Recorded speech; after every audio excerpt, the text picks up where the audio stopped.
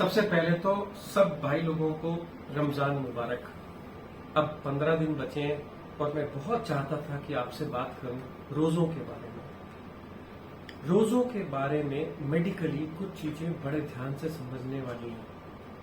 मैं जानता हूं कि हम अपनी सारी जिंदगी रोजा रखते आए हैं और हमको रोजा रखने का तरीका भी पता है।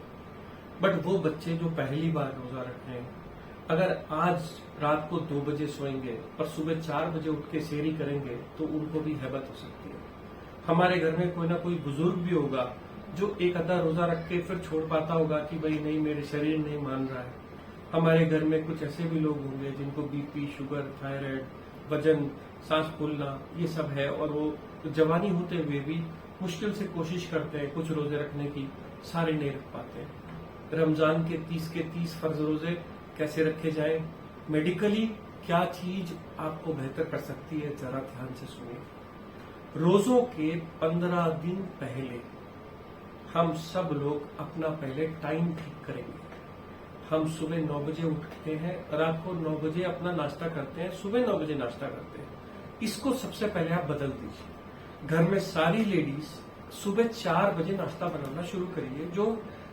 जो आप सेहरी में करती हैं वैसे ही अभी आप सेहरी में खाना बनाना शुरू कर दीजिए। तो आपने सिर्फ इतना करना है कि घर में बोलना है कि रमजान शुरू होने वाली है, 15 दिन बचे हैं, सब बच्चे टाइम से उठेंगे, इबादत करेंगे, सुबह सुबह आप सेहरी कर लें। दोपहर के टाइम आप खाना सिंपल रखें, गोश्त मत बनाएं, रोटी मत बनाएं। ये किस लिए है? इसलिए कि लोगों की आदत दोपहर में हमको खाना खाने की छुड़ानी है। तो हम दाल खाना, फ्रूट्स और पानी, ये एक बेसिक खाना है जो कोई भी खाना खाना चाहे।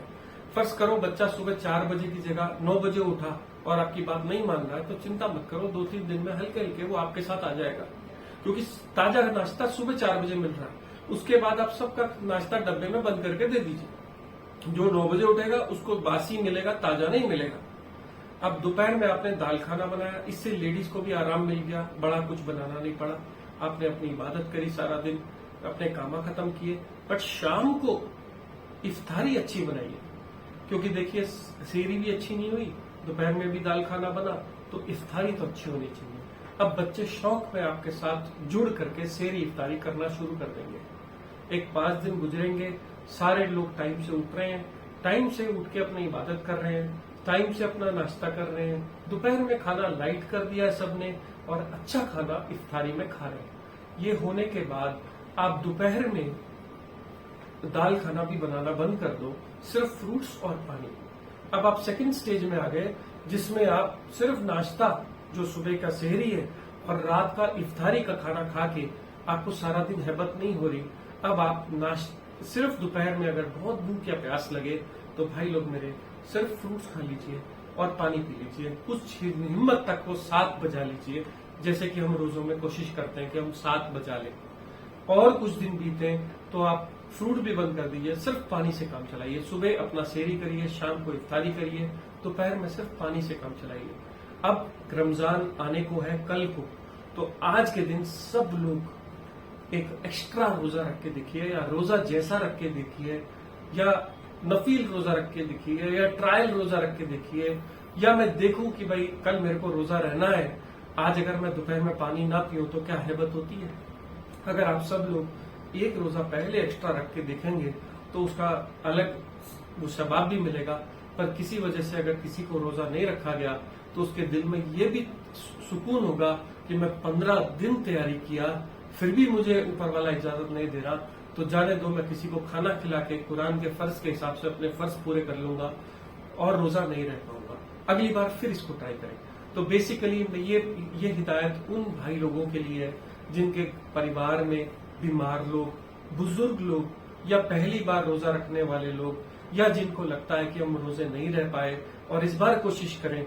वो इस तरीके से, मैं फिर बोल दूं, 15 दिन पहले से तैयारी शुरू करके, टाइम को ठीक करके, अपने दोपहर के खाने को हल्के हल्के कम करते हुए एक रोजा रख के देखिए। अगर आप रोजे में कामयाब हुए तो आपके सारे के सारे फर्ज रोजे इंशाअल्लाह पूरे होंगे। सब लोग अपनी अपनी दवाइयां निकाल लें कि आपको क्या क्या दवाइयां चलती हैं। सबसे आसान तरीका तो ये है कि रमजान से 1 हफ्ता पहले अपने डॉक्टर से पूछ लीजिए कि साहब हमें रमजान के हिसाब से हमारी दवाइयां आगे पीछे कर दीजिए, ये तो सबसे आसान है। पर कई लोग नहीं जा पा रहे, कई लोग नहीं जा सकते। उन लोगों को क्या करना है? अब 3 ही सबसे बड़ी बीमारियां दुनिया में देखी गई हैं, एक है थायराइड, एक है बीपी, एक है शुगर, उसके बाद हार्ट की आती है। मैं एक एक करके सब बताता हूं। जो भाई बहन थायराइड की गोलियां खाते हैं वो लोग सुबह सेहरी में सुबह पहले भी वो सुबह खाली पेट थायराइड की गोली खाते थे, आज भी खाएंगे। सब लोग जो थायराइड की गोली जैसी खाते थे, जितनी खाते थे उतने नंबर की गोली खाएंगे, क्योंकि थायराइड की गोली एक हार्मोन है। थायराइड की गोली को ज्यादा कम नहीं करना है, उसको उतना ही खाना है। कुछ लोग दुकान से गैस की गोली खरीद लेते हैं क्योंकि सारा दिन खाली रहना होता है। अगर आपको गैस बहुत बनती है तो ग्रेविप्रजोल, पेंटोप्रजोल, रैनटैक आपको मार्केट में 1-1, 2-2 रुपए में मिल जाती है।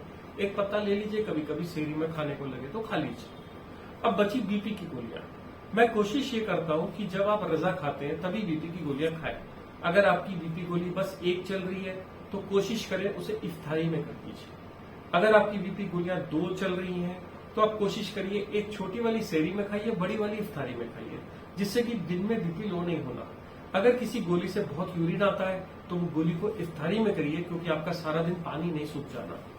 कुछ लोग कोशिश करना, अगर काम वाले हैं, बाहर जाना बहुत जरूरी है तो जाइए, नहीं तो कोशिश करिए धूप में ज्यादा बाहर ना निकलिए, क्योंकि ज्यादा गर्मी से और पानी सूख जाता है। आराम कर देना, सो लेना, अपने घर में रह लेना, एसी में रह लेने में कोई तकलीफ की बात नहीं है। रात में आप बाहर निकल सकते हैं, ठंडे छांव के टाइम बाहर निकल सकते हैं, सेहरी में बाहर निकल सकते हैं। सबसे इंपॉर्टेंट आ गया शुगर की गोलियां। शुगर की गोली खाने के हिसाब से दी जाती है, क्योंकि रमजान में हम खाने को बिल्कुल अपोजिट कर देते हैं। वैसे हम सारा दिन खाना खाते हैं, सारी रात सोते हैं, तो डॉक्टर आपको शुगर की गोलियां दिन के हिसाब से लिखता है, दिन में, शाम में, रात में। पर जब हम रोजे करते हैं तो हम लोग रात में खाना खा लेते हैं और दिन में सारा दिन खाली पेट रहते हैं। इसलिए शुगर की गोलियों को भी सेहरी में गोलियां बंद कर दीजिए, सिर्फ इफ्तारी में गोलियां खाइए, क्योंकि आप रजा इफ्तारी में खा रहे हैं।